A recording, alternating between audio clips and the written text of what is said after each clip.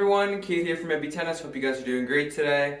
Today we are going to talk about something that is extremely important for all levels of play, beginner, intermediate, and advanced. And that is the 4 tennis tactics you can use to beat your opponent. So let's jump into it.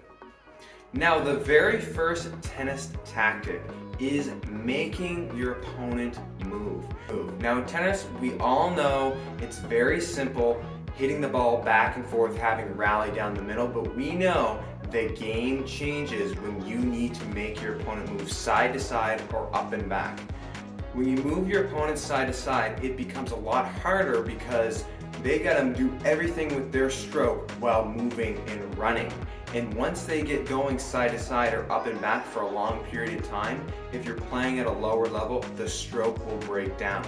So moving your opponent up and back, side to side is a great tactic to win.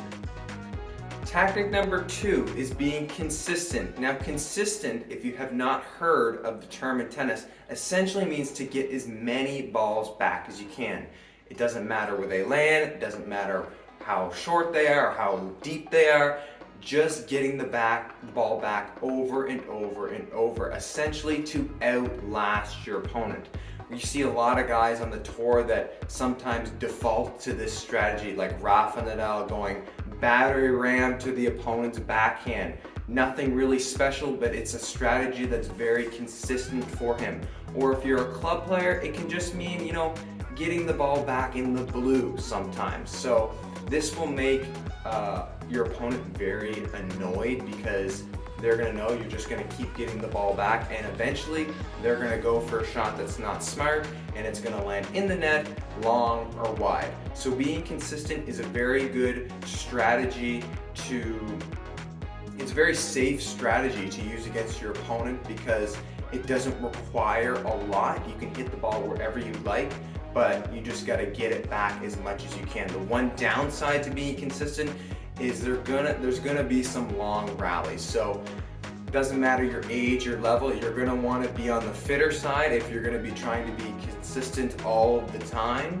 But other than that, a great strategy to tick your opponent off. Strategy and tactic number 3 is taking time away from your opponent. Now we see some of the world's best players use this all the time. You know what? All WTA and ATP pros at the top-notch level use this strategy, and taking time away can mean 3 different things. Number 1, it can mean essentially hitting the ball harder, because if I hit the ball harder, the ball is going to move through the court faster and my opponent's going to have less time to get ready. So quite simple, a little bit higher risk, but if you're able to hit the shot flatter, it's going to move through the court faster. That's number 1. Number 2 is taking the ball on the rise. If you guys are more intermediate and advanced levels, taking the ball on the rise can make a huge difference between letting it drop. Split second there can be the difference between your opponent getting the next shot back or even them being ready for it. And yes, taking the ball on the rise can really mess your opponent up. And number 3, my favorite one for taking time away from your opponent, is taking the ball out of the air and coming forward to the net. So some ways you can do this are serving and volleying, approach the net on a regular approach shot and put away a volley, or even one of my favorites at the junior level, a lot of pin to the moon ball rally. And a lot of juniors struggle when players are consistent and hit the moon ball over and over and over. And one way you can get rid of this tactic of the moon balling is take time away by coming forward to the net and hitting a swing volley. Or if you're not confident in your swing volley, hit a regular volley and put your opponent under pressure and take their time away. So once again, hitting the ball harder and faster through the court, generally flatter, taking the ball on the rise, and approaching the net with a volley or a swing volley. Tactic number 4 is buying time, essentially the opposite of taking time away from your opponent. Now you don't want to be using this strategy a lot because it generally means you're in a very defensive position. And in tennis, if We want to win, we want to be in an offensive position, pressuring our opponent.